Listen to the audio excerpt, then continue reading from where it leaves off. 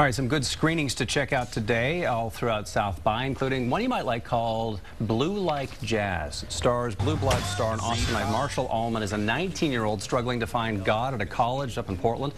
The comedy is based on a New York Times best-selling book by the same name as the movie, and fans of the book shouldn't be disappointed.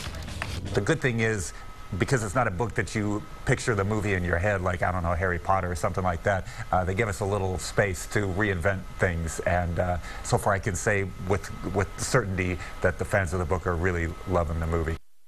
Blue Like Jazz screens tonight at 7:30 at the Alamo Village.